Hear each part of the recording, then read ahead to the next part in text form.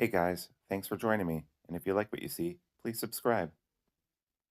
Hello, peoples. Welcome to Sharp Ends. I'm taking apart a black mirror from Maxace, which is an incredible deal, $140. I actually thought I was buying something else. I thought I was buying the S90V version of this without blue carbon, but their website is so messed up. I somehow ended up buying the MagnaCut version with fat carbon for the same price. And it works really well, honestly. And what I really like about it is this, listen to this sound. I don't know if you can hear it. Almost like a zipper sound, a zip. Same kind of sound you'd get when you're welding really nicely. I'm kind of curious what that sound is. One of the reasons why I'm taking this apart, other than, with really good knives, I like to just see what's inside. This is a T8 all around. And something else I noticed about them is that their clip, nice, big, fat pivot, it's basically just looks like two screws. And then there's going to be some pins in here in the back spacer. But there's no screws for their clip. And that's because I'm assuming that on the other side of this, once we open this up, we'll see some screws there. Now, these screws are very loose. Didn't give me any problems in using this day to day, but I'm just undoing these now, and I'm realizing that these are super loose. The back part of the pin over here came apart, and now the back spacer is pivoting, and it's pivoting on one single pin block. That's interesting too to me. $140 for this kind of titanium and a frame lock seems to me to be an exquisitely good price. Be careful also if you're taking this apart. This pin isn't part of this bronze piece of, I'm guessing, titanium. It's just it just slips right through. So you need to be careful of that as well. And here, like I said, you've got a screw that goes into the back of the clip, and that's it. There's no reversing this. There's no left-hand. I think they make left-handed versions on their website, but no reversing this. And then it looks like we just have some bearings here. I bet that there are skiff bearings you can replace here, but the action is so smooth, I don't think it's necessary. So I'm going to take out these pivots. I'm going to clean it up, or these guys. It looks like we've got some pivot collars as well. I guess I got to take this pivot out. There we go. All right. And then we're just going to proceed to clean this up. All the tools that I have in general are listed down below in my description and are super easy, affordable, and good to get. I especially recommend you getting a set of these Weha bits and driver. They come in handy with cleaning, maintaining sharp, knives and stuff like that. So what is making that noise? I don't know. I don't know what's making that room noise. I mean, I guess it's the bearings somehow, but I was expecting to see maybe like the pivot, the races or something like that to have like to be slightly machined or something to give that noise.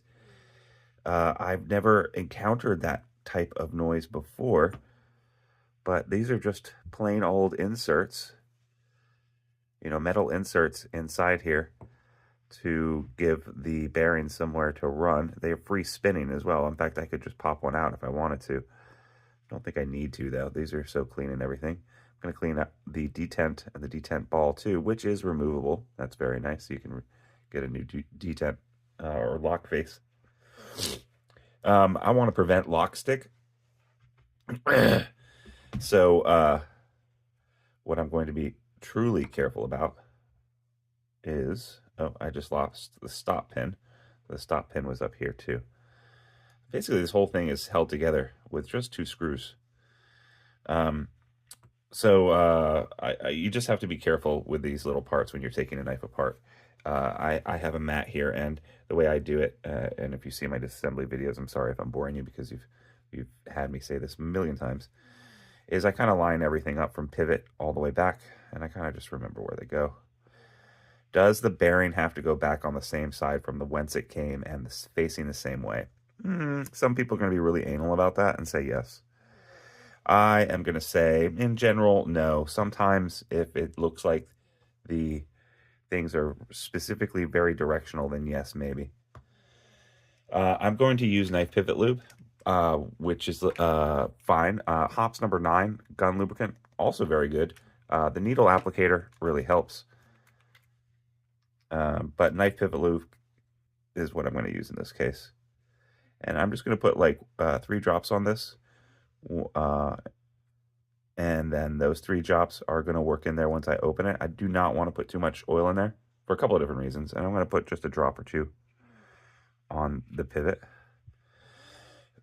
Number 1, if you put too much lube in there, what the lube does is, yes, it makes the knife run smoother, but what it also does is when lint and other things and debris get caught or inside the knife from your pocket or whatever, it will trap those pieces and keep them from really damaging the bearings and the knife in general.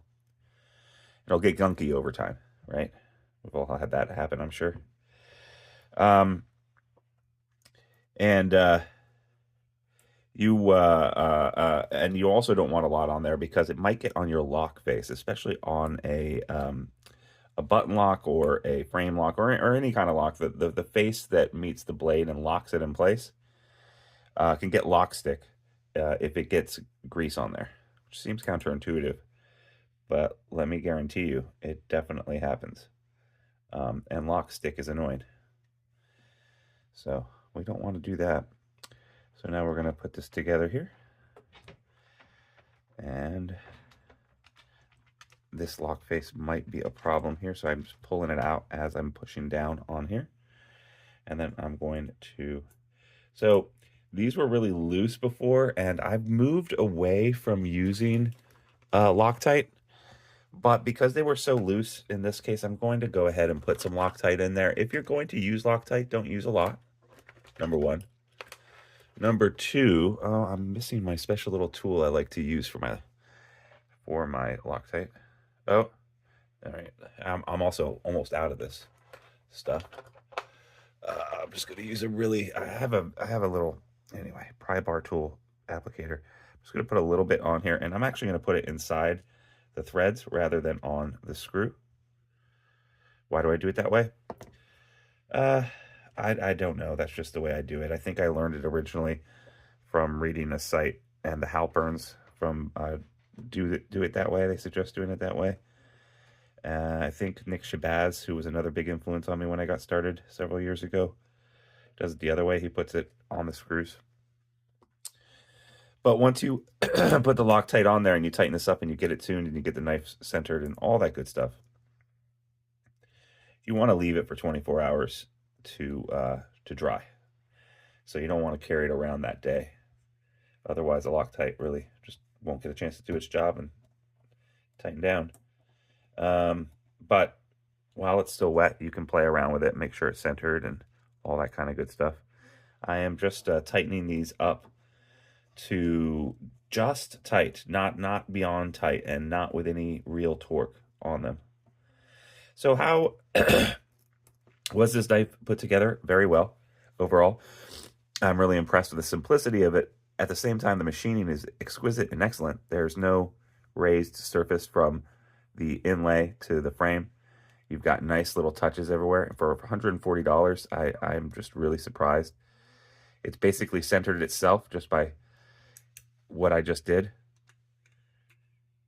And it's good to go. I'm just putting just a little bit of a skosh more of a twist on there, make sure it's locked, but the Loctite should be good. And then I just want to make sure it's still dropping shut nicely. It is. $140. MagnaCut, nice little finishes all the way around. Frame lock. I still don't understand where that sound's coming from, but it's exquisite. A little bit of jimping down here at the bottom of the blade, so when you choke up, you can feel it there. Good access to the lock. Yeah. All right, so next coming up is going to be my review of this knife. And I think I'm ready to give it a positive review. But the website, a negative review. Because this is not what I thought I was ordering. But I could have sent it back, but too much of a pain in the butt. And it's what I got. And at the end of the day, I'm not that upset about it. I mean, MagnaCut S90V is definitely my preferred steel. over MagnaCut, but at the same time, MagnaCut is no slouch, and it is a beautiful knife. So I'm just going to go ahead and keep it. All right, thanks so much for joining me, guys. Smash that like button, leave a comment, turn on notifications. Want to get a chance to win a knife every month? Join my Patreon crew by just following that link down below for Patreon. For $3 a month, you get a chance to win a knife. And I will see you guys next time on Sharp Ends. Bye-bye now.